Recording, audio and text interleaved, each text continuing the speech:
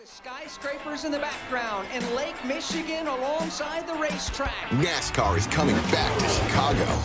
A 4th of July weekend festival of music and racing through downtown Chicago's iconic streets. Well, how's the ball, boys? It's going to be a good one. The biggest names in music headline the stage, while the brightest stars in NASCAR chase the checkered flag. That's so cool. The Chicago Street Race Weekend. For tickets and experiences, visit NASCARChicago.com.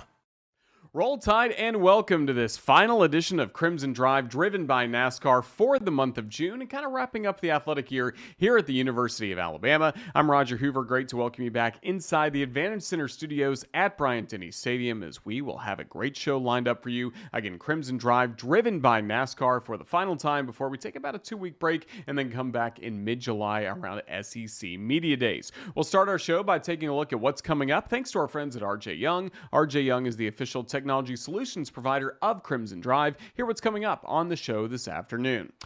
First things first, we'll start with a conversation with Greg Byrne, the Director of Athletics for the University of Alabama, as we catch up with him every few months to kind of catch up on the very latest on Crimson Tide athletics, plus his vision for what's ahead. So a great conversation with Greg Byrne coming up, and then we'll talk to one of the newest members of the Alabama men's basketball team, Clifford Omoruyi, as he is transferred in from Rutgers to the University of Alabama and will provide a great rim protector for the Crimson Tide. So we'll talk to Clifford about his decision to join Nate Oates and the Crimson Tide basketball team. Then we'll shift focus to football for the rest of the show. Yesterday you saw the Bama Standard episode 4, the Bama Standard fueled by Gatorade, focusing on Jihaad Campbell. He'll be joining us after we take a look at the episode 4 of the Bama Standard fueled by Gatorade. He'll be joining us for a look inside the episode as well, giving us his thoughts on everything about his Alabama career and what we saw in yesterday's edition of the Bama Standard fueled by Gatorade. But today on the show, we start with the Director of Athletics, Greg Byrne. A really busy time for Crimson Tide athletics, and as you'll hear about in this interview coming up, this is a time of change in college athletics. He talks about trying to navigate that change, plus looking forward for the University of Alabama in this conversation. Roll Tide and welcome to Crimson Drive, driven by NASCAR. I'm Roger Hoover. Now please be joined by the Director of Athletics for the University of Alabama, Greg Byrne, as we're coming to you live from the Advantage Center here inside Bryant-Denny Stadium. And Greg, I've loved our Zoom interviews over the last few years, going back to the COVID days, but it's nice to see you in person. Roll Tide. Yeah, absolutely. I've toured the Advantage Center, been around here for quite a bit, but my podcast debut here, so it's good to be here to see where how this all works. Yeah, it's been great so far, getting to interact with student athletes, getting to hear their stories about how they came to Alabama and now what's ahead for them with the Crimson Tide. And it's a great time to catch up with you as we're nearing the end of June. The last time that Alabama competed, it went very well in Eugene, Oregon. As spring sports came to a close, you had to be thrilled with the success. First of all, we'll start with the track and field team. Yeah, another incredible showing by our track teams. The women finished 7th, the men finished 4th. We went to the 4x400 at the last race on the men's side, and had a tough performance, but if we would have won that race, we would have won our first ever track championship in men's track and field here in our history. We've had a lot of individual national champions. Had another one in Doris, and she won the 3,000 meter steeplechase.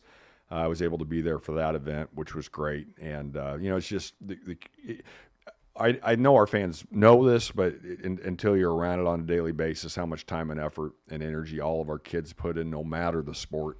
When they get to see those type of accomplishments, it's really special. And as the AD to be there, it means a lot to me to witness them. And every once in a while, you hear it from the kids too that hey, they appreciate you taking the time to be there. That was really great to see. Another national championship with Doris, like you mentioned, and that comes off the heels of Philip Planishek with what he was able to do in tennis. What a remarkable run he had, beating some great players and hoisting a national championship trophy of his own. Yeah, that was really special to see what Philip did. And obviously in our spring sports, we continue to have another good, solid season. I know we'll talk about some of the other ones, but to have Philip win the national championship, that was cool. And you hate it. Because you try to schedule yourself to where you can be at different things, and I could not get to Oklahoma City that day. But we were watching, first time I'd ever watched tennis online. I usually just follow it on the apps and such, but I made sure I was in front of my computer to watch it. And what an incredible accomplishment! I'm really proud of Philip. Really appreciate the job that George did as coaching him and supporting him, and and it was great to see for our program. It really was, and it came at the same time the softball team was in Knoxville taking on Tennessee in that super regional. Patrick Murphy goes on the ESPN broadcast, and he doesn't even talk about softball. He's talking about Phillip. Was this one of the more connected years you've seen between all sports? We've heard about Coach Murphy's impact on the men's basketball team and some other sports on campus, but just even going to our different events, the connection has been so good between our student athletes and coaches from all over. Yeah, and Murph's one of the best at it, and just being there and paying attention to all of our sports. And, for the first time, I had him address our entire department. And when we had we do 2 all-staff meetings a year, one in the fall, one in the spring. And we did our April one. And I called him. I said, they don't need to hear from me this time, although I still spoke. But I said, I'd love them to hear about Mudita and talk about that whole experience and why you got behind that and the experience of that creates within your program, to where the young women in the softball program have genuine joy and celebration when somebody else on the team does well. I said I love that attitude, and we try to have that for all of our sports. Every head coaches meeting we have, which we go almost monthly, I get up there and I talk about every team in there, what they're doing, accomplishments. If I don't have a lot to say, that means we haven't done very well in that sport. And so I've had coaches tell me before, man, I want to be talked about in front of all my peers because something that we're doing really well. And so Murph's always done such a good job of celebrating other people's success and getting to go to Oklahoma City again. That's something we cannot take for granted. And it was a bit of an upset, as we knew, to get there this year. But the kids came together. Coach Murphy and the staff did a wonderful job of leading them. And obviously trying to address a few things during this off season, but very excited about what's ahead for our softball program too. How about all the parallels we saw between the softball team having that run to the Women's College World Series, the men's team, everyone was counting them out before they go on that great run in the NCAA tournament, football as well. After a rocky first few weeks of the season, you get all the way to the SEC championship and a Rose Bowl appearance. Yeah. That's why you play the whole season, right? Yeah. If you decide that after one game or 2 games that that's what just the painting is going to be at the end for the season, that's not fair to those kids. It's not fair to the coaches. It's not fair to our fans who are there all the time. And so I think both men's basketball and softball this year, especially, I'm sure there's other examples I can give. The resiliency they showed to maximize the ability that they had. Football's a great example, right? After the South Florida game, we were all scratching our heads a little bit, concerned, but you got Nick Saban leading it. He was going to keep working at it every day, and that's within, that's the culture within the program. So good things happen. Just stay resilient and stay on top of it and deal with adversity the best that you can, and you'll have the best outcomes that you can possibly have if you continue to not take your foot off the gas. Really great to see that again for the softball team, that great run to the Women's College World Series. The baseball team had a lot of great home victories this year. Season ticket sales are through the roof for Sewell Thomas Stadium. What do you make of year one of the Rob Vaughn era? Yeah, I'm really proud of Rob. He took over a challenging situation, as we know. JJ obviously was really important in that process, as were some other folks. He kind of calmed the waters and did a really good job culturally. I make sure I say hello to parents, but I don't spend a ton of time with parents because obviously all the kids, all our coaches, our staff, our fans, everything. But in some of the interactions I had with the parents on the team, it was very positive about just where the program is right now. Obviously, it didn't go as well down in Tallahassee as we wanted it to, but feel very confident they're out there working hard and recruiting, doing our putting our in this transfer portal world. Doing a good job of holding on to some key kids, and then at the same time trying to bring in a couple. I think I'm meeting with a baseball recruit on Sunday, so they're working at it very hard to make sure get back to the regionals. Hopefully, make another super regional, make that run to Omaha. And it's tough in the SEC. We're seeing A&M and who we let's see, Tennessee. We got 2 or 3. Yep. Only team to beat them in a series. Yeah, yep. And then A&M. Won the final game. 1-3. That's right. I was trying to remember what Saturday like crazy. And Matt Cassetti had 2 grand slams in the series. Exactly. We had some good moments. We held it all in for Sunday, didn't we? Right. Yeah. So, you can see the College World Series is filled completely this year with SEC and ACC teams. It's big boy baseball that we're playing every week, but we want to be a part of it, and we'll continue to get better. As we continue working backwards a little bit from this spring, the last time you and I spoke were all preparations for A-Day, and Kalen DeBoer's first appearance at A-Day, Coach Saban at Denny Chimes getting to honor the captains, and then we saw the fan response. I mean, the Walk of Champions felt so energetic going into the stadium. Obviously, a great crowd there. Just what'd you make of A-Day? Yeah, it shows you the passion of the University of Alabama, how much people genuinely care about it, and I think we said 74,000 was the announced attendance, and yeah, it was good. It was a great turnout, and I told Coach DeBoer, I said, it's going to be a little different than what you're used to from a spring game standpoint. And one of the really incredible things in this transition, Coach Saban has been, and Miss Terry too, they both have been so supportive, and at the same time too, Coach DeBoer and his wife Nicole have embraced them as well, and that's healthy for everybody involved. Is healthy for our program. That sends the right message out there to the college football world, the high school football world. You can see that Coach DeBoer and his staff are doing a nice job in recruiting. We've got official visitors in starting tonight. I'll be meeting with them tomorrow morning at breakfast, and it's good to see that energy continue, and that's critical. And as you can imagine, we spent a lot of time and energy focused on when that time came for Coach Saban. What gives us the best opportunity to have success in the transition? And we won't be perfect. We'll make mistakes in that and through it. But I want our fans to know that we spent a lot of time trying to prepare for that, and we couldn't ask for better partnership support that both Coach Saban, Miss Terry, the DeBoers, and then everybody around it have been doing just to work through this together, and that gives us the best chance for long-term success. Sticking with football for just a moment, what's going to be most important for you and your staff? First of all, for the fan experience coming up this fall at Bryant-Denny Stadium, and then just, again, continuing to help out Coach DeBoer and his new staff get ready for their first fall camp and then kick it off against Western Kentucky. We got a lot of questions about it, so I'll address it. I think the field will be in good shape. I know it will be. Which, obviously the spring game didn't go as well as we wanted on that, as far as that part goes. But it's just a new day, right? And we're going to make sure we respect our tradition, and at the same time, things will continue to evolve. One of the things I thought was pretty funny is, Coach DeBoer plays music out of practice, and he's done that, I think, for quite a while. A lot of programs do. Coach Saban chose not to. He had every right not to play music, right? And so you'll continue to see little tweaks of what takes place and how things are approached. And as long as we keep true to who we are at the University of Alabama through that, I think our fans will be very pleased. We're going to continue to work on our customer service. I was really pleased to see that our first two games, or actually our first three home games, are all going to be evening kicks, which will be nice from a weather standpoint and heat standpoint. Knock on wood that we don't get storms. But that'll be good from a fan experience standpoint. It's easier to support our fan base on a game day at a night game for the most part, because especially early on in the year, just because you're not dealing with the heat-related issues as much. But if we get into a mid-October game when we're playing during the day, we'll do everything we can to make sure we're supporting our fans across the board.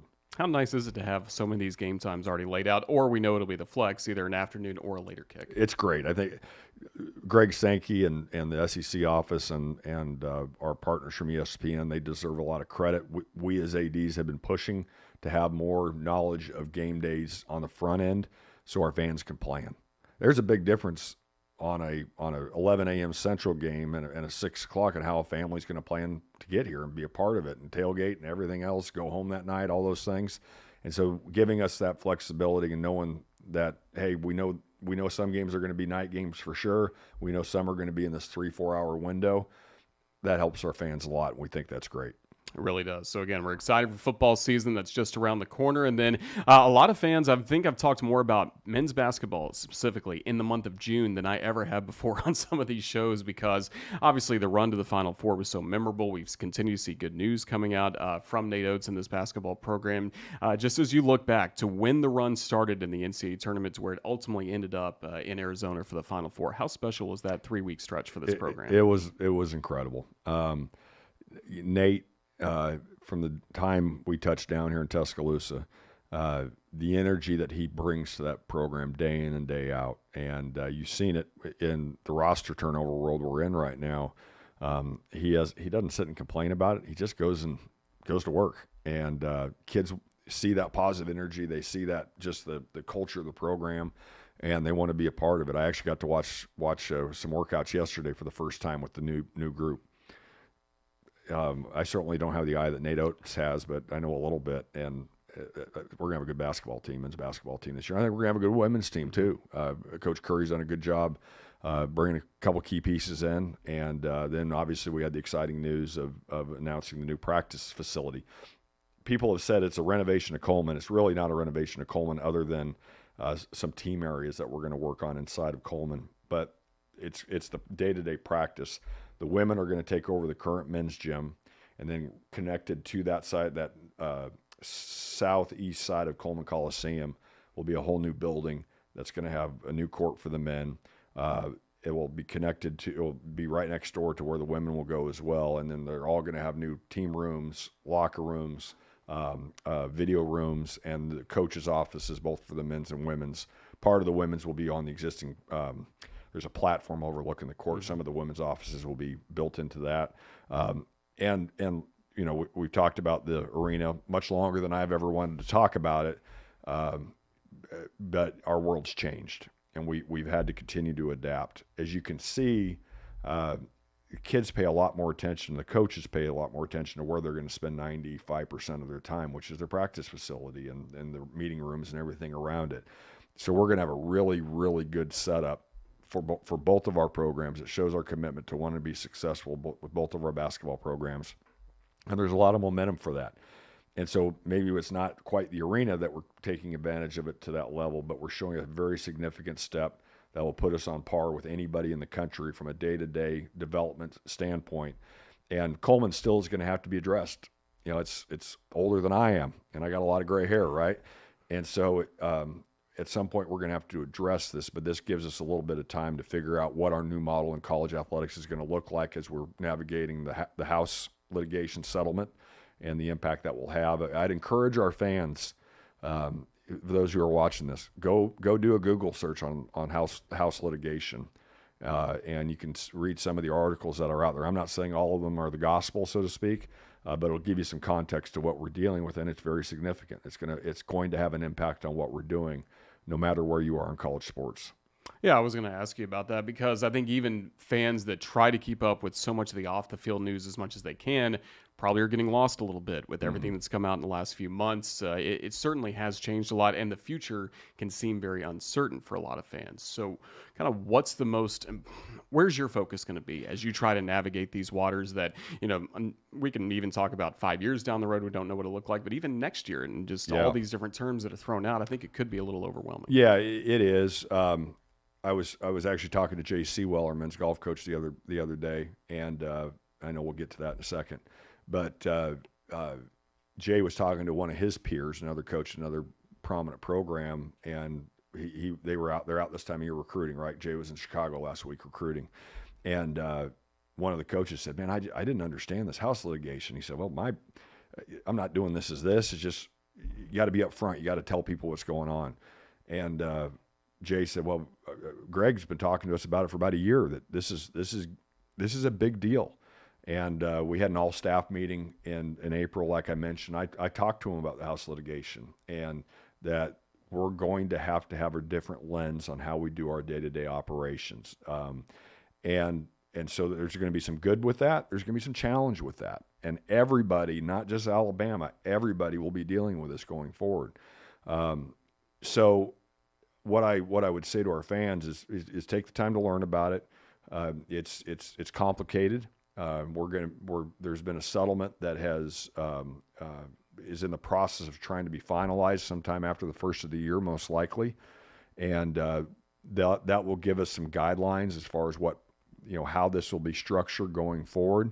It will be a different model that may have an impact on collectives, on you know, Yale, Alabama, and everybody else.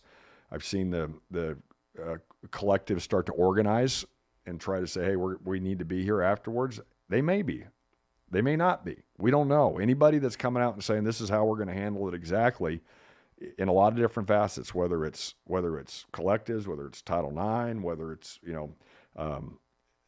any of the other buzzwords that you see out there, we don't know yet. We don't need to come out and say this is the way it's absolutely going to be, because until the courts give us some direction, I think it's anybody's guess of where we may end up. Yeah, and there's certainly so much change going on already with the Southeast Conference. Yeah, let me jump. But with that, we're not just sitting here saying, "Oh, I guess we'll wait to see what happens." We have spent a lot of time already over the last year preparing for different scenarios and what that will be. And it's important that we are prepared when the time comes. And I hope our fan base feels like, hey, that one of the things we try to do is think about different significant things that will impact our department and try to be as prepared as we possibly can be, knowing that we won't always have the answers in advance, but when it comes time to making decisions that they're well thought out, that we're thinking about our student athletes, we're thinking about our university, we're thinking about our athletic department, we're thinking about our fan base and how those impact all those different areas. One of the changes we have talked about before, when it was announced a few years ago, the addition of the SEC expanding, going to Texas and Oklahoma, joining the league, and now July 1, they are members. I know at SEC spring meetings, you get to see your colleagues from those schools. Just how excited are you now to expand the SEC, as Greg Sankey has talked about before, in a way that makes sense? Yeah, there's a lot of positives with adding Texas and Oklahoma. They fit with us. They fit culturally. The other thing it does is it makes sense from a geographic standpoint too. We're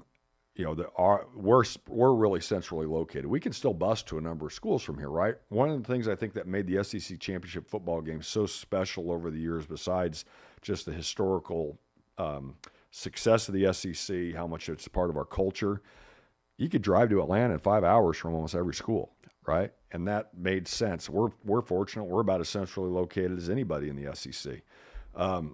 Adding Texas and Oklahoma doesn't disrupt that. We're not having to fly all the way out to the West Coast or far up to the Northeast. The furthest north we go is Kentucky. And I think geographically, if you look at a map, I think it's still Kentucky, not Columbia, Missouri. But that made sense for us. They take their athletics seriously just like we do. And, sometimes when college athletics is criticized, and listen, there's not a perfect entity out there, organization out there anywhere. But we're proud that we are in big-time college sports. We want to be part of big-time college sports. We think that it gives a tremendous stage to the young people in our program. It lets them develop them to the maximum of their God-given abilities. It brings the community together. It highlights your university. There's so many positives of college sports. And so, I, for one, think we should talk about that more. We should be proud of who we are at the University of Alabama. We have had such great history.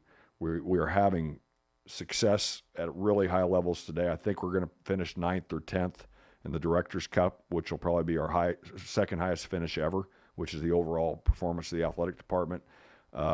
And our kids are really doing an incredible job of representing this university.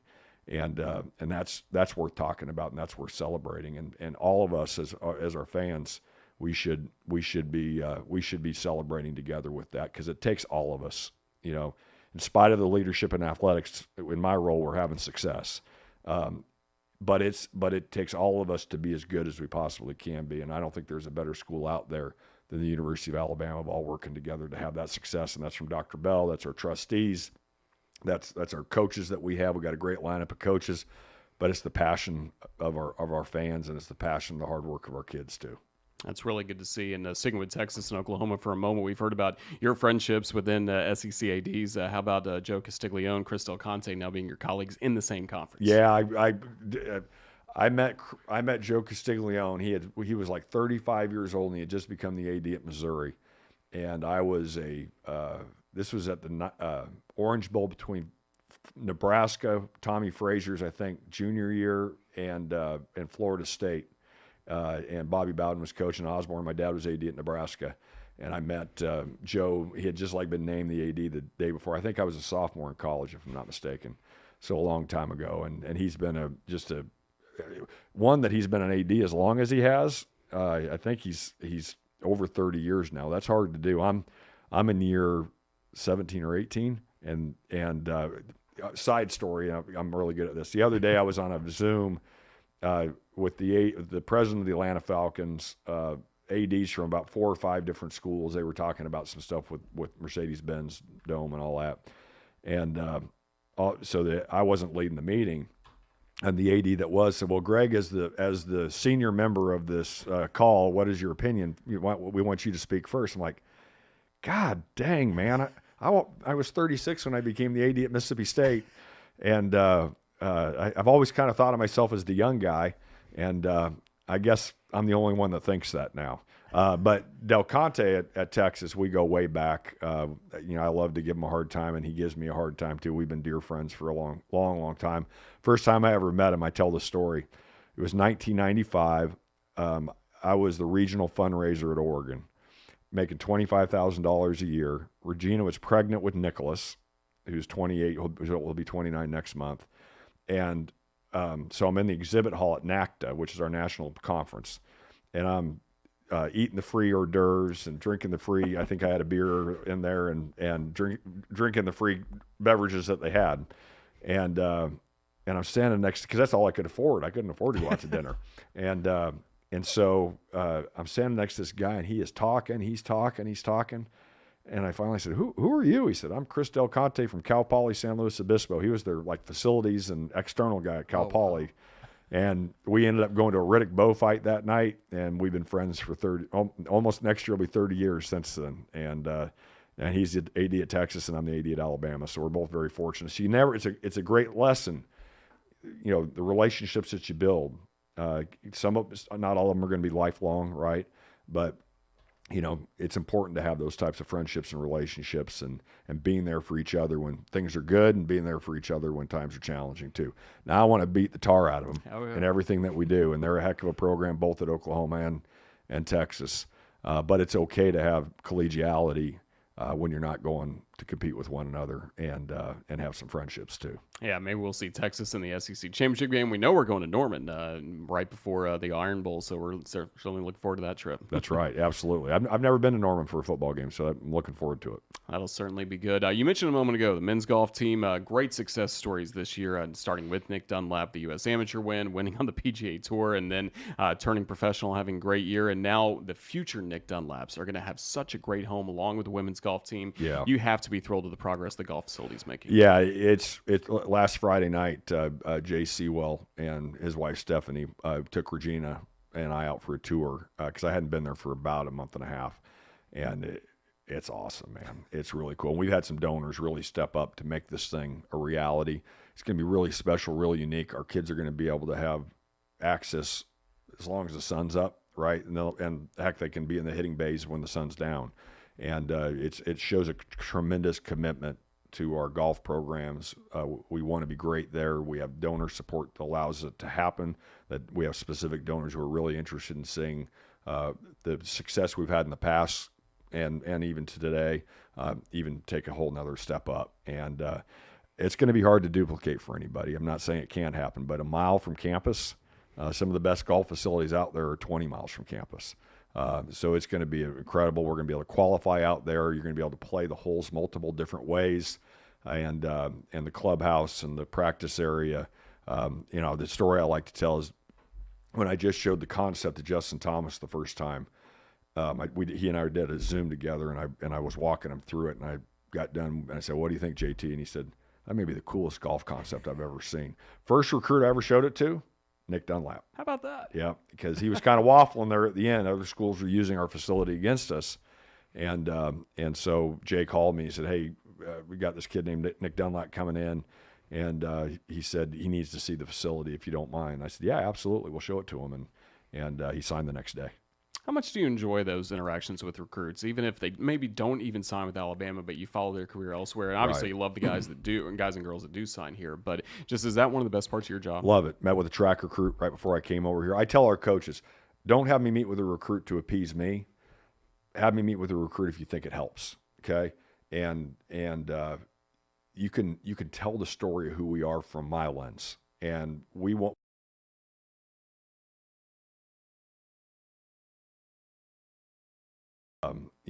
Regina and I had moved, and we were in a temporary home for about a year and a half. We're moving back to a home that we can have all the teams over, and we have 650 18 to 22-year-olds. I can't know them all as an individual as much as I want, but they know by you being there, they know that you care.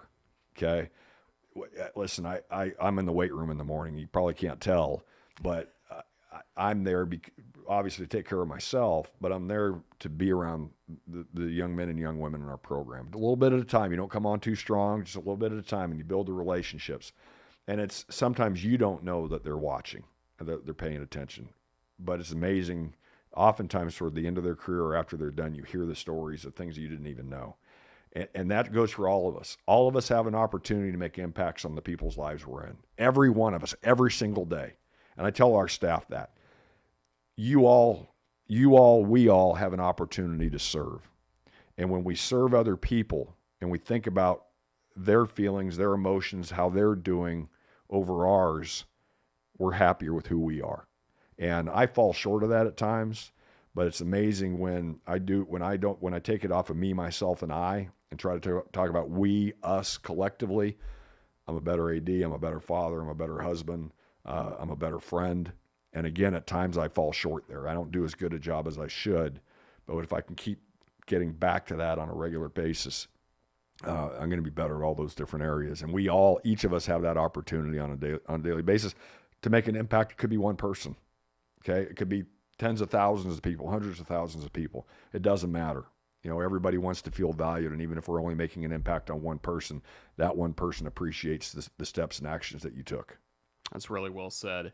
As we wrap things up, we mentioned there's a lot going on in the college sports landscape. What's most important for you over these next few weeks before we talk again? Hopefully sometime in August. I'm going to try to recharge my battery a little bit. I'm going to try to take 10 days where I don't have any contact and check out and recharge. Actually, Coach Saban talked to me about the importance of July and getting ready, because it's 7 days a week for 11 months of the year. And I'm very fortunate to be able to do that and get to be a part of it. But you got to take care of yourself in the process. But we're gonna do everything we can to get Coach DeBoer and his staff and the kids ready to go. The workouts have been great. I get to watch them right outside my office window. A lot of great energy. Obviously we're gonna have soccer getting ready to go. We're gonna have volleyball getting ready to go. We'll have cross country up and running. No pun intended. And then obviously it'll be right around the corner, and we got all of our winter sports and spring sports going too. And a lot of our spring sports compete in the fall as well with their fall season. So it's exciting to see them out there representing our incredible university and doing such a good job for developing who they are as students, as people. And we got to make sure we do that. It's going to be interesting to watch how the NIL landscape changes here. With the House litigation, and see where things come down, and we'll be patient and thoughtful as we go through it. One of the things I learned especially through COVID, all right, we didn't rush to decisions. We were very thoughtful. We took our time. Greg Sankey, our presidents, I think the other ADs did a really good job when there was a lot of pressure to take a certain step. We didn't have to make those decisions yet, and we were patient, and we knew early on, and we took COVID seriously, right? We knew early on the right thing for our kids were to go compete and do it as safely as we could and take steps and all that, whatever those were. And we had one of the best years we've ever had competitively. And so as we go through the new world of the House litigation and the settlement that's gone along with that, we're going to have to make some decisions. We're going to have to make some challenging decisions. At the same time, too, we're going to be very thoughtful and take our time to make the decisions so we can make the best decisions we possibly can, so it positively impacts all of our student athletes, our coaches, our staff, our university, and our fan base in as good a manner as we can, knowing that there's some choppy waters ahead. Well, we look forward to the next steps, and congratulations on a great year for Alabama athletics in 2023 and 2024. And we loved having you in person today here at Bryant-Denny Stadium. We look forward to visiting with you again, but thank you for all the time you've given us and all the answers you give to the fans. It's great to see. Thank you again, Roll Tide. Thank you, Roll Tide. And I want to give a shout out to you, Roger. You do a good job I listen to you when I'm traveling, and whether it's calling baseball games or women's basketball games, filling in different roles at different times. You do a really good job, and we appreciate the way you represent our university. Thank you so much, Greg. Yeah, Roll Tide. Roll Tide. NASCAR is taking racing to the next level this 4th of July weekend with the return of the Chicago Street Race. Between experiencing world-class racing through the twists and turns of downtown Chicago's Grant Park to an entertainment-filled weekend with your favorite artists including Keith Urban, the Chainsmokers, the Black Keys, and Lauren Elena, there is something for everyone to enjoy. Don't miss out on your chance to be part of the most talked-about event of the summer. Check this once-in-a-lifetime event off your bucket list and lock in your tickets today at NASCARChicago.com. Huge thank you to Greg Byrne for all of his time, especially coming in here to the Advantage Center studios at Bryant-Denny Stadium. Just a great conversation, and we look forward to catching up with him down the road as we prepare for the football season and the basketball season. As I mentioned in that interview with Greg, so many times during this month of June, we've been talking about men's basketball due to the great success that Nate Oates and the Crimson Tide had this past season, reaching the program's first ever Final Four, and now they have just continued to get better. The roster turnover, we've seen it a little bit, but so many good additions for this Crimson Tide men's basketball program, notably right around the rim with Clifford Omoruyi as he joins Alabama from Rutgers. A tremendous career for him with the Scarlet Knights, and now he'll join Alabama. He'll be counted on to get some key rebounds, some key blocks, and scoring right around the rim, and he talks about his decision to join the Crimson Tide with us this week on Crimson Drive, driven by NASCAR. Roll Tide, and welcome back to Crimson Drive, driven by NASCAR. This is Roger Hoover, glad to welcome you inside the Advantage Center at Bryant-Denny Stadium, and I'm pleased to be joined now by one of the newest members of the Crimson Tide men's basketball team, and that is Clifford Omoruyi. Clifford, Roll Tide, man. It's great to see you. It's great to be here. Thank you for having me here. Well, Alabama fans are thrilled that you're now wearing crimson after your time in Scarlet with the Rutgers Scarlet Knights. Let's start here. When you went in the transfer portal, why'd you choose Alabama?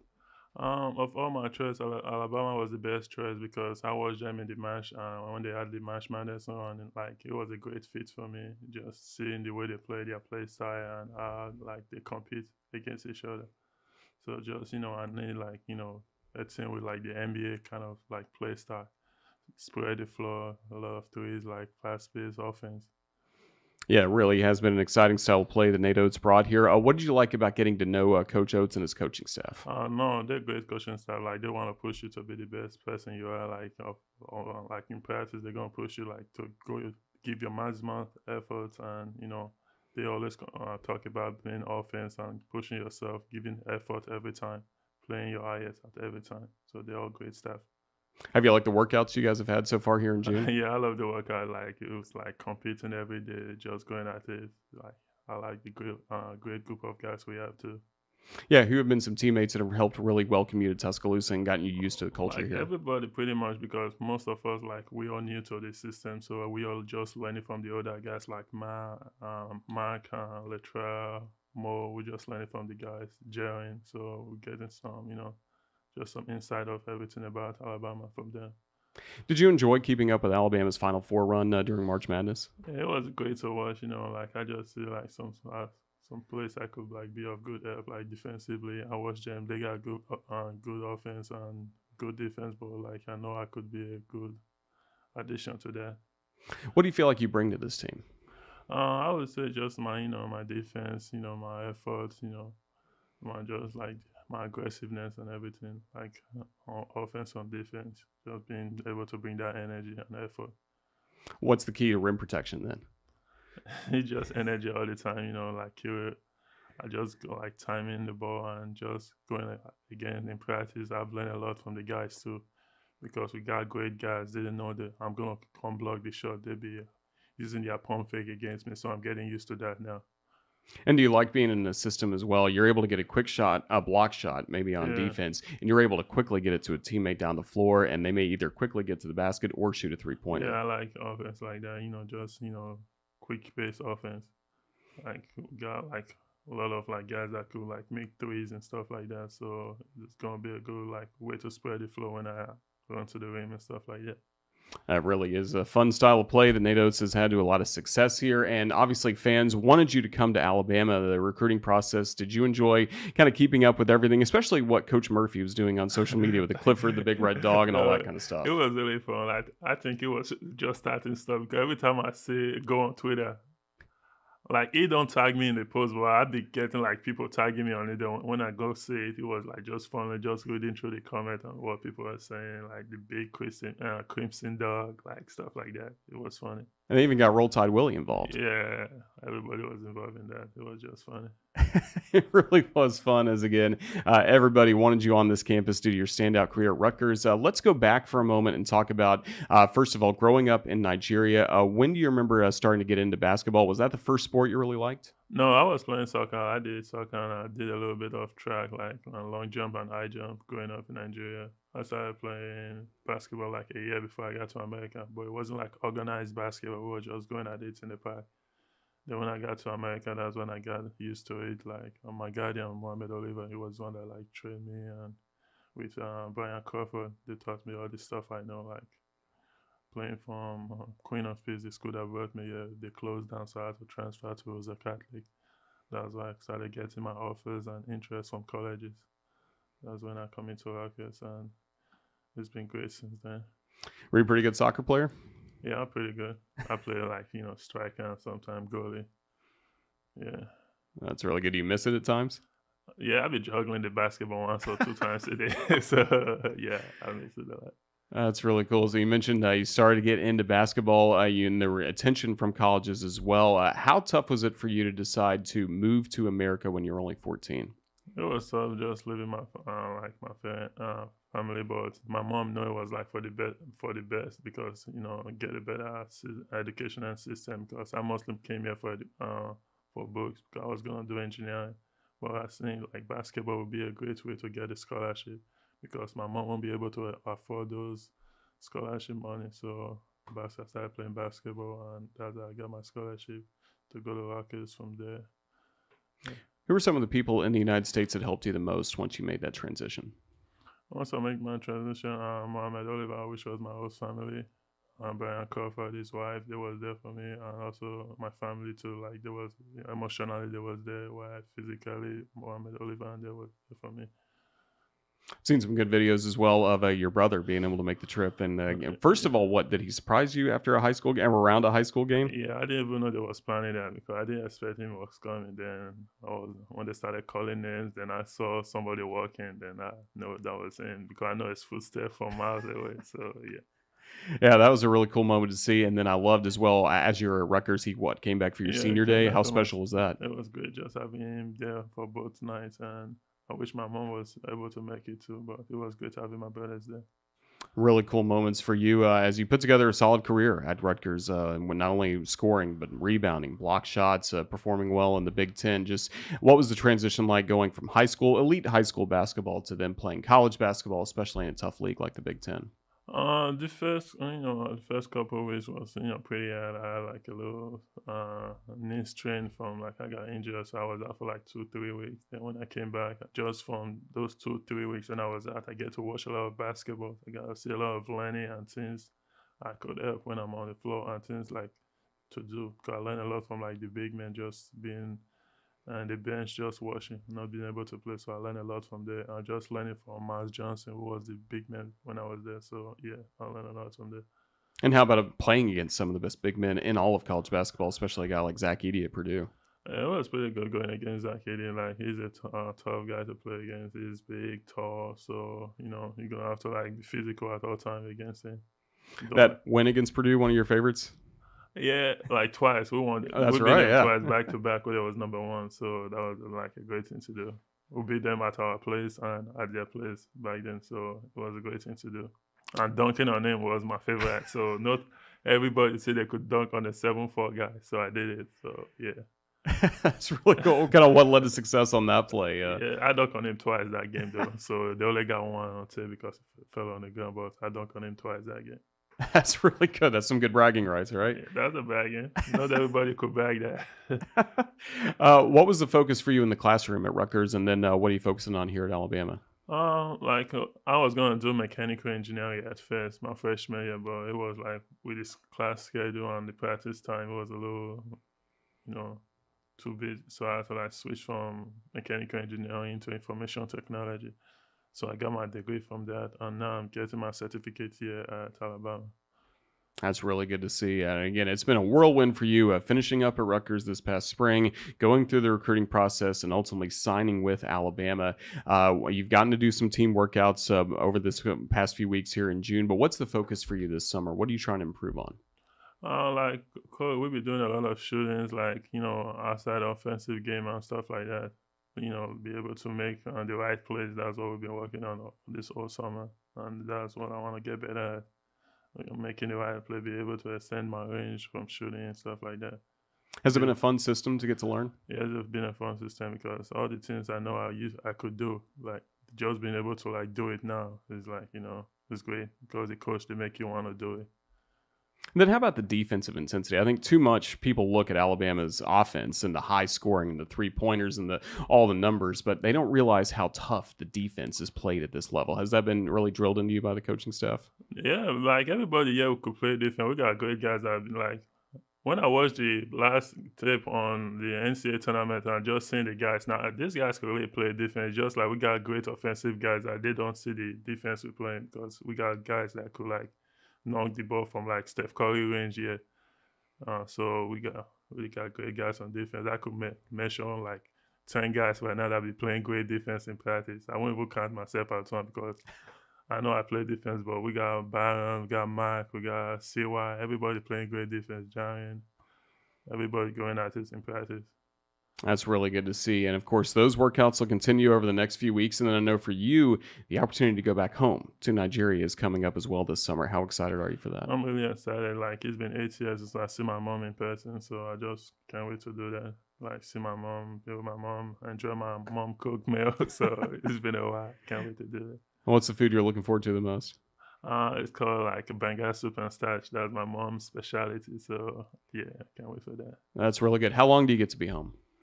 I think we got like a 2 weeks period, so I'm trying to see if I could spend like maybe 10 days with her. That's really cool to see. Well, we're certainly looking forward to you to have that opportunity and then come back. And then before you know it, it's going to be time to get ready for November and the start of the basketball season. Yep. Come back, school starts, basketball starts, season starts. So it's going to be a fun time. You looking forward to being here for some other sports on campus too, like football? Sure. But like I love going to football game, and the football game here is crazy. So I want to be a part of that too. Yeah, it's going to be great, especially that Georgia game coming up near the end of September. Yeah, you're going to love that. I'm going to be in that. Well, that's cool. What should fans really know about you? I mean, what do you want to make sure fans watching this interview, if they want to know the real Cliff, what are they getting? No, like when it comes to game time, I'll be doing a lot of like crazy stuff, like sticking my tongue out when I dunk. So they should be ready for stuff like that because I get excited when I play. I've been a lot of energy. I've been doing a lot of energy stuff so. I love playing basketball and just the fun of it playing. Like they're gonna spell a lot of different emotional side for me too. When did you start sticking your tongue out? How'd that all begin?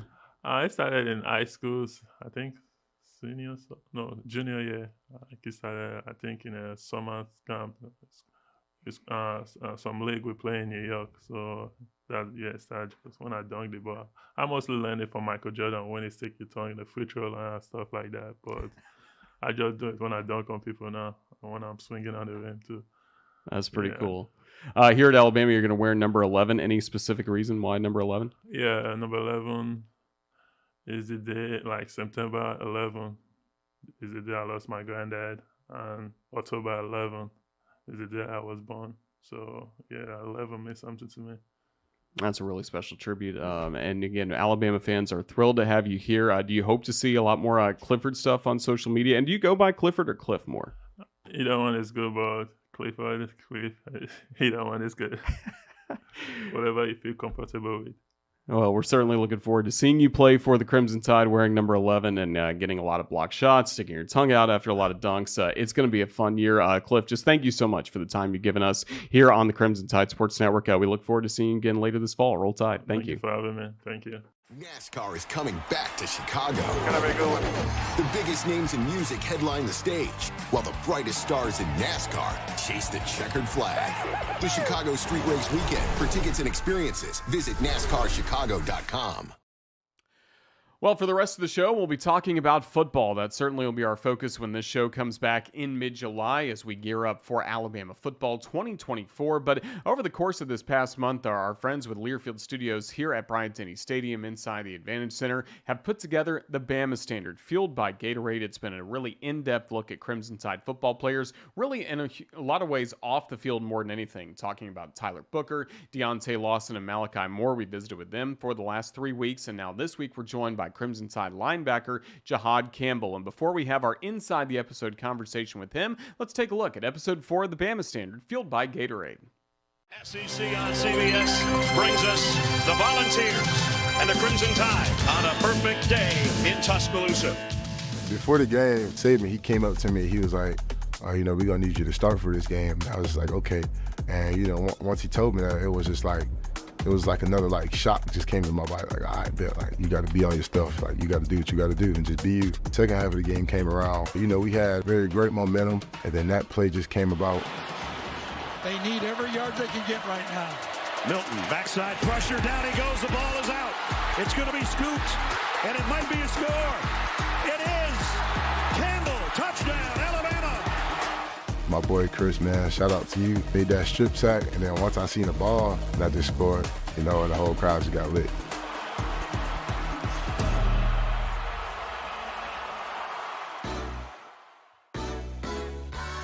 I'm originally from Camden, New Jersey, South Jersey, born and raised. Growing up, I was a multi-sport athlete. I played track, basketball. I was even a wrestler before. I would say I definitely liked basketball before football at one point. I didn't know that football was really going to take me to this place, and I'm really appreciated for it. I came here for the first time, and it was just a culture shock for me because I was like, dang, just seeing all the rings, all the trophies, it's just bound for greatness, and that's what I wanted to be in a program like. Then I woke up one morning and I was just like, Mom, I want to go to Alabama, because everything that they do, I'm trying to be just as great as those guys, and just compete on a whole different other level.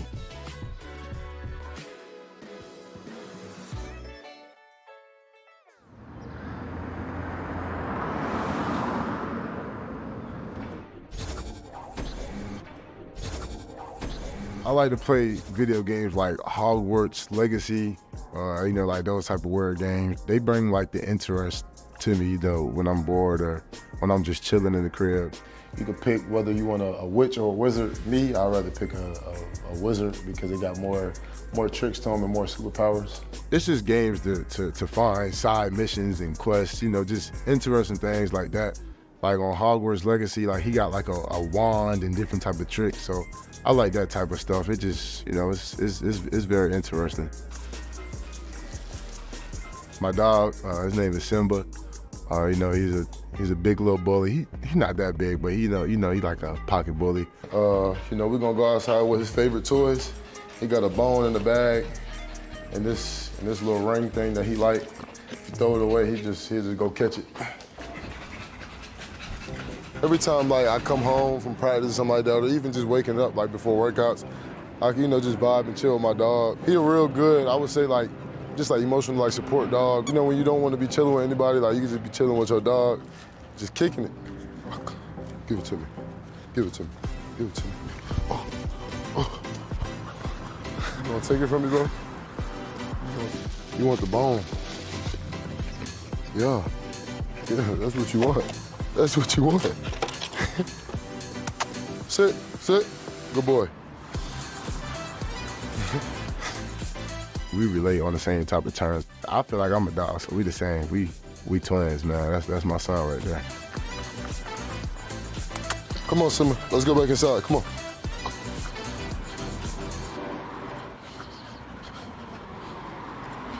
The whole team, we did not know what the meeting really was for. Just going to a meeting like it's like a regular meeting. He came out of nowhere and was like, I appreciate you guys. This program means a lot to him. And, this whole community, Tuscaloosa, everything about it. And then, he just told us that he would, he's just going to sit this one out and he will retire. It was definitely a shock. Everybody was in shock. But at the end of the day, you can't ask for a better coach than that. We always going to appreciate him. Why didn't I leave the program? I would say just because, I always persevered through different obstacles. I'm not the type of person to just get up and just jump ship. No, I'm going to wait, you know, and see and test things out and see how things are going. I love the staff already, man. They definitely bring great energy. Let's go, man. I'm excited to work with you, dude. All right, let's go to work. Hurry up, hurry up. Let's go, moving with urgency. Here we go, set, hit. Good, good, nice and tight, nice and tight. Coach K. Womack, you know, when he got in here, I knew, you know, he's very serious about this job. He's holding us accountable to a high standard. Just asks for everybody just to be you, be a relentless competitor, and, you know, just fly around to the ball. That's how we do that. That's how we do that. I told you we was going to be here again. In every aspect I do, I just try to be a leader, you know, whether it's on the field or off the field. You know, just kind of like being a big brother to those guys in my group and the linebacker group. You know, at the end of the day, our end goal is to win the national championship. So each and every day, we're going to get better to get to that point. Coach Saban always comes up and shakes everybody's hand. And he came up to me and bent down. I was like, hey, like, you know, we're going to need you to start this game and stuff like that. And I was like, I bet. You know, it was a shot, but I was definitely ready. Roll Tide and welcome back to Bryant-Denny Stadium as we're inside the Advantage Center at our studios. I'm Roger Hoover, now pleased to be joined by Crimson Tide linebacker Jihaad Campbell as we take a look inside the episode of the Bama Standard, Episode 4, Fueled by Gatorade. And Jihaad, Roll Tide, how's the summer going for you? Roll Tide, man. It's going pretty good, you know. Just working towards our goal, you know, which is to, you know, come out on top and, you know, win the national championship and do what we got to do, you know, to be the greatest team this year. So. We're talking at the end of June. How did the Crimson Tide use this month to get better and keep working towards that championship? I would say, you know, first and foremost, you know, just getting the guys together and, you know, doing team activities. You know, bonding is real important in this time period right here, you know, because once the season get rolling, it's rolling. So, you know, I feel like, and the other players feel as though this way too, you know, team bonding is very important, you know, which we do, you know, team activities like we go to the pop stroke. We all play bowling. We all just, you know, just hang out and chill, play the game and whatnot. You know, just to get a vibe and a feel from each other, so we could trust each other, you know, on the field. So, how'd you do in kickball last week? Oh, they cheated us. They definitely did cheat us. Okay, so you're on Deontay's team. We talked about that with him. Nah, I wasn't on D-Law's team, okay. But I was on the team. It was me, Ty Simpson. Who else was it? It was a couple other. Yeah, it was a couple other guys. Yeah, Deontay. We made it to the semifinals though, for sure. That game they cheated us. We went against Malachi's team, and they cheated us during that game. Yeah, but it's cool though. It's cool though. It's all competition. It's good. Yeah, Deontay talks about they were bunting when they shouldn't be. Yeah, that's how he felt cheated. I mean, I guess you could say that, but you know, the people who was pitching the ball was going up above our ankles, so dang near our knees too. It was a lot of cheating in that game, but it was a overall cool experience, you know, just for like the whole team, just to get together and, you know, just bond together really. Yeah, do you like where this team is in terms of its chemistry leading into the season? Definitely, I definitely think that this team is very strong-minded, you know, which is going to put us in a great position for Game 1 and so forth. So, have you felt like more of a leader this year? Definitely, I definitely would say I felt more of a leader this year. Sure. That's, of course, you continue to be one of the upperclassmen on this team, and also you stepped up your play on the field this past year. What led to success for you on the field? I would just say my mindset, you know, just sharpening up my mental, knowing what I have to do. Doing my job is the biggest thing, you know, and the biggest role in the field. And, you know, just taking it, you know, just one day at a time, you know, just keeping my faith and doing what I got to do during the day. So. The Bama Standard Fueled by Gatorade started with a look back to the most famous play that you had this past year, the scoop and score against Tennessee, and you talked about your mindset even leading up to that game. What did Coach Saban tell you about the role you're going to have that day? I mean, you know, I was, you know, locked in and ready, and then, you know, Coach Saban, he always comes up and shakes everybody's hand. And then he came up to me and bent down. I was like, hey, like, you know, we're going to need you to start this game and stuff like that. And I was like, I bet. You know, it was a shot, but I was definitely ready. And, I mean, I went out there and I did what I had to do. And, I mean, the outcome was, you know, I had an okay game, you know. So it was pretty fun. How'd the defense get better in that game against Tennessee? I would say the first half we started off slow. I mean, people definitely seen that. We definitely started off slow, you know, with the offense that they have and the tools that they have. But once we made our adjustments and, we got on each other, and we reevaluated, the whole defense and understood like what we had to do to come out in second half to be a better team, then that's what we did. So. Scoop and score touchdown. Obviously, Chris Braswell, the hit on Joe Milton. The ball comes loose. You pick it up. You go into the end zone. Was that one of the best feelings you've ever had in the football field? So I had a time like that. It was like a weird flashback, but I had a time like that when I was at IMG. I forgot what team we played, and like the snap got messed up, and I just picked up the ball and ran it for a touchdown. It was like 75 yards. I actually had a flashback. I definitely did. But it was an awesome and surreal feeling, to have with my teammates, my members, man, and in Bryant-Denny Stadium, it was lit. I can't lie, it was definitely lit. Everybody, they just kept tapping my helmet, and then next thing you know, all I hear is defense up, Jihaad, come on. So it was just a lot going on at one time, but it was definitely a great feeling though, for sure. And then how special was the cigar celebration in the locker room too? It was good. It was definitely good. Just knowing what those guys did to us when we was in Tennessee, that they won and to get that revenge back and to know that, what we did in the game was for those guys that lost too. You get what I'm saying? Not just for us. So it was definitely a good feeling. Good feeling for sure as the Crimson Tide win the SEC championship, and then you go through an offseason of change with Coach Saban retiring, Coach DeBoer and his staff coming in. Just from the start, what did you like about Coach DeBoer and kind of the new mindset that he had for Alabama football? The mindset that I liked about Coach DeBoer was definitely that he has poise. He do anything, like you could just tell, like he's ready no matter what, and he understands the situation. He's going to trust in his guys to make the best plays at the best times and at the lowest times. So, that's one thing that I get from him. He's a player-led coach, definitely. He understands the players and he lets us speak. When we have different like options or like opinions of what's going on in on the team actually. So. And then how about your defensive coordinator, linebacker coach, Coach Womack? Coach Womack, yeah, he brings a lot of great energy. That's a great guy to be around, man. I didn't already gain, pretty much a good amount of knowledge already, just about defenses and schemes and things like that. So definitely. That's really good. And then a fun part of the episode as well was getting to see you away from the field just a little bit back at your apartment and playing some Hogwarts Legacy. Is that how you unwind? Yeah, well, I play a couple of games. I play that. I play Madden, 2K.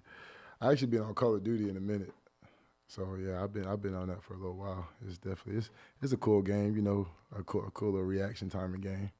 But I like Hogwarts though. It's pretty cool. I think it's a lot different than any other game, and a lot of people might not play it, but I like it because it's like you could just go on like different side quests and do different things on it. So it's interesting for sure. Have you gotten some of your teammates on there too? Nah, don't buzz. Nah, I don't want to play that. Nah. But everyone's gonna play the college football game, right? Yeah, definitely. I can't wait till that one come up. Yeah. I want to play. I definitely want to play that, man. I want to play. I don't think I'm gonna lose in that game. I don't think so. Better on offense or defense? Both, for real. Okay.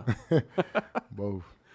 That's certainly good. We're going to play that and obviously keep playing with your dog, Simba. The whole Crimson Tide fans got to be introduced to Simba in that episode. How's Simba doing? That's my dog, man. He chilling. He actually in the crate right now. He just chilling, waiting for me to get back home. Is that the best? Because no matter how the day went for you, at school or practice or a ball game, you come back home, you see him. Does that mean a lot to you? Yeah, it definitely does. Just the excitement, and knowing, that I got somebody to come home to and just chill with, and it's just another responsibility. But I think it's okay. Everybody thinks it's kind of hard to like handle a dog and stuff. I think it's pretty cool.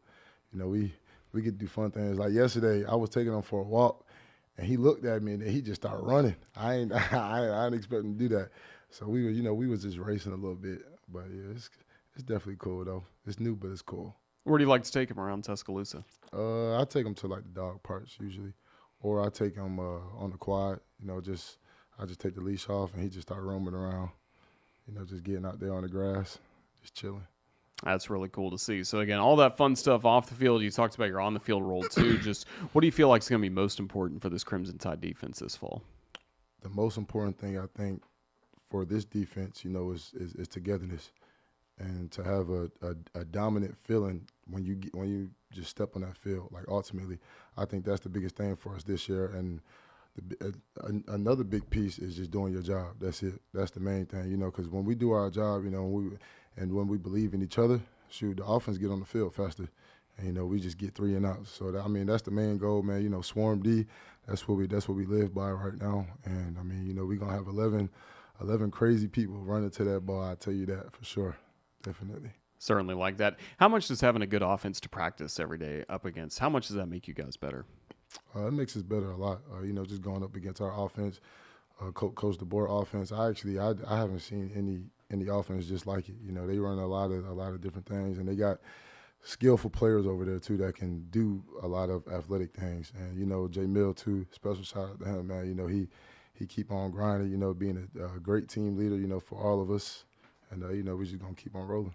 Now, you can't touch him during practice, right? You can't really make the tackle. Have you come close and you're like, oh, I'm almost got him, but he's wearing that jersey? We just tap the quarterback. That's it. Yeah, he's certainly a good one. Just tap black jerseys. Just light tap, right? Yeah, just a light tap. Well, as we start to wrap things up, again, the show is called The Bama Standard Fueled by Gatorade. For Jihaad Campbell, what does the Bama Standard mean to you? The Bama Standard is just grit, toughness. You got to have a certain type of physicality to play this game and a certain type of mindset. Our end goal is to be 1-0, a 1-0 mindset. 1-0 and whatever you do in school, on the field, off the field, you doing just anything, a 1-0 mindset. And at the end of the day, we want to win a national championship. We want to bring it back here to Tuscaloosa. So we all can have a great fulfilling memory. So.